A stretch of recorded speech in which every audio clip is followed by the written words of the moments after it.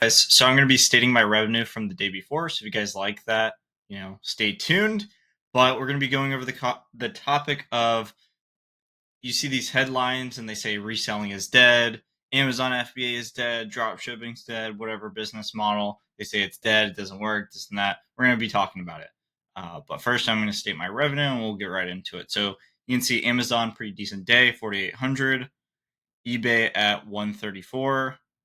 YouTube automation channel at 85 cents, and then affiliates at $7.35. So that's pretty cool. So let's get into today's topic. I'm honestly just gonna ramble. Here in Florida, they had like a huge storm. I'm just gonna take the daily gummies, or not gummies, vitamins. Here in Florida, they had like a huge storm, and this will tie into the topic. Just give me a minute. So they had a huge storm, and they said, "Oh, the storm's gonna be the biggest storm you've ever seen, and it's gonna be insanely dangerous." And I'm sure some people were affected, but they were saying that my area was gonna get absolutely demolished. And I have not seen a single, and that's what the news was saying. I have not seen a single branch fall on the ground.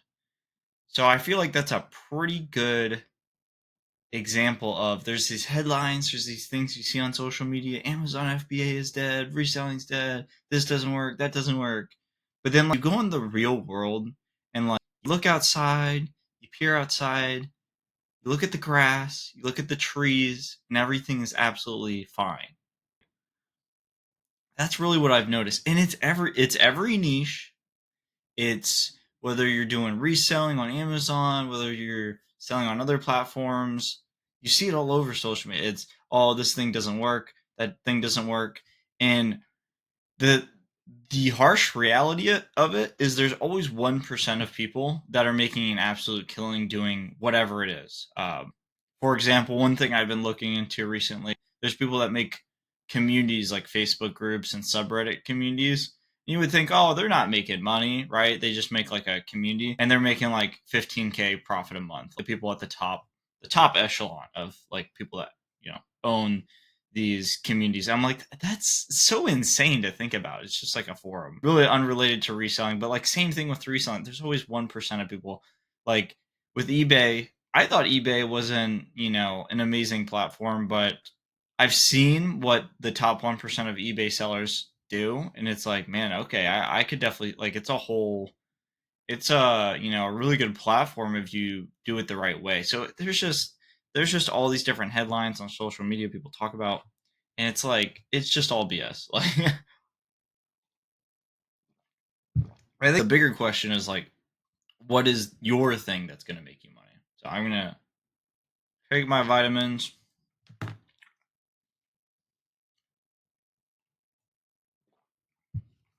And there's more that we're going to get into, but today we're just going to have a chill day.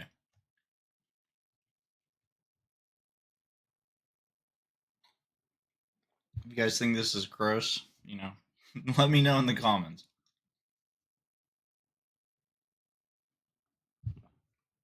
All right.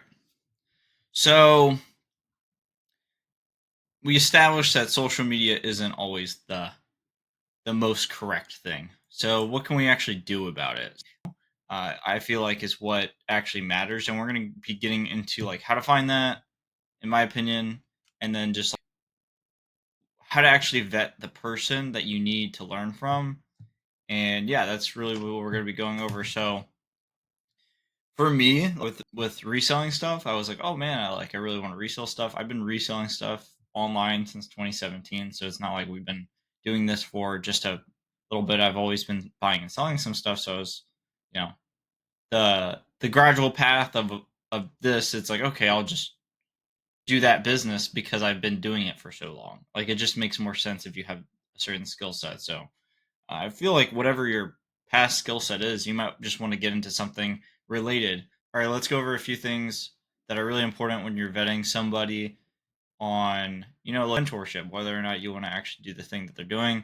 So when it comes to social media and what to believe, you want to make sure when you're trying to vet somebody as a mentor that the person actually does what they say they do, right? I know this sounds super simple, but it's like, if you're trying to learn how to resell, like you have to find somebody that's actually been doing it for a while and knows how to do it, right?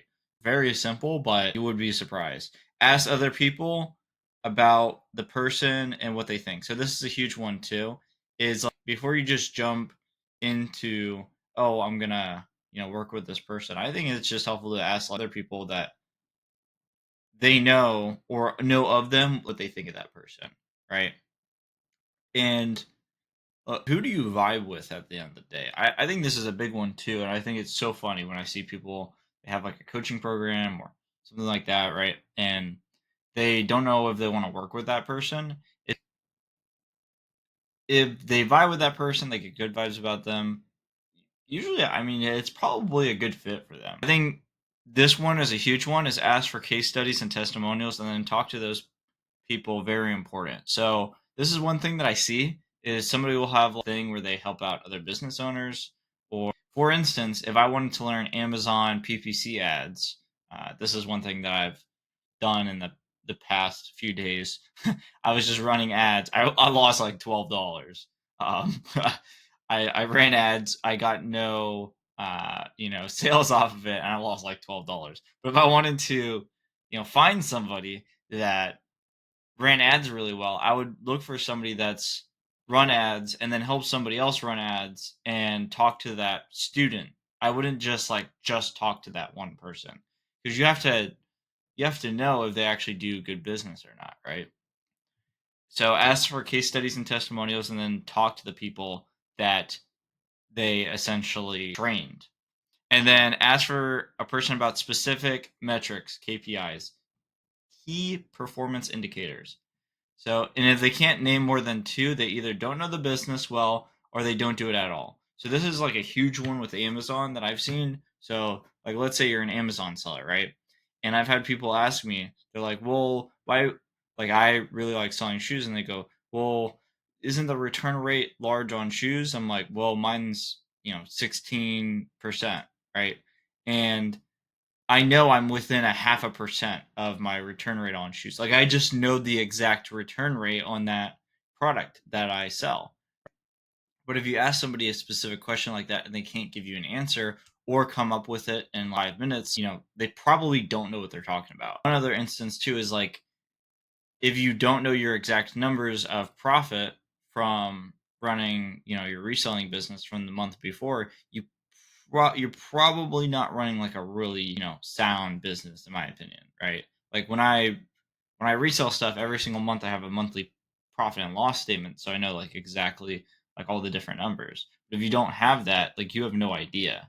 So this is just different things like the key performance indicators. Like I know how much I sold last month in cost of goods sold. Like that's just one thing that I have tracked, right? I know, okay, um, I spend a certain amount of money on product and my employees spend a certain amount of money on product. Like it just makes sense.